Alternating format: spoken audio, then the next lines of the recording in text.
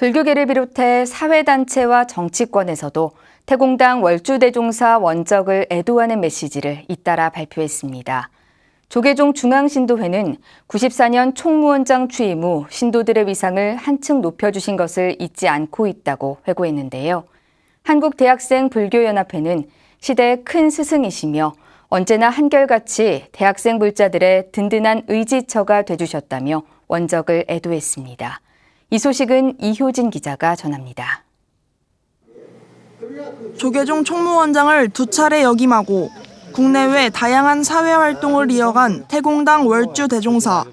혼란의 시기, 한국불교 현대사에 큰 획을 그은 월주 스님을 추모하는 애도의 물결이 이어지고 있습니다. 조계종 중앙신도회는 종단이 어려움에 처할 때마다 언제나 앞장서 대중들을 이끌어주셨고 세계 인류가 나아가야 할 방향을 제시해 주셨다고 회고했습니다. 특히 1994년 총무원장으로 취임하신 후 신도들의 위상을 한층 높여주신 것을 잊지 않고 있다고 강조했습니다.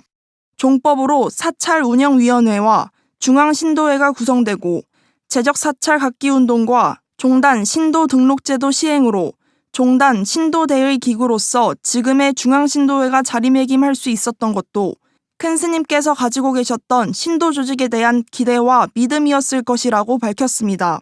한국대학생불교연합회는 한결같이 대학생 불자들의 든든한 의지처가 된 월주 스님 원적 애도문을 발표했습니다. 대불련은 대불련의 역사에서 월주 스님은 언제나 함께였다며 대학생 불자 양성에 관심과 지원을 아끼지 않은 스님에게 감사의 뜻을 표했습니다.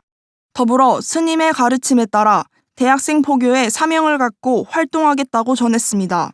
5.18 기념재단 등 5월 단체들도 군부 정권의 지시를 거부하고 5.18 민주화운동 희생자 추모 행사를 거행한 월주 스님의 원적을 추모했습니다. 5월 단체들은 월주 스님은 군부의 지시를 거부해 온갖 수모를 겪고 총무원장직에서 물러나 미국으로 3년간 유배 생활을 떠났다고 회고했습니다. 또한 자신이 하는 일에 만족을 느끼는 사람이 행복한 사람이라며 수행과 자비행을 몸소 보여준 스님을 추모하고 기억할 것이라고 다짐했습니다. 애도의 메시지는 정치권에도 이어졌습니다.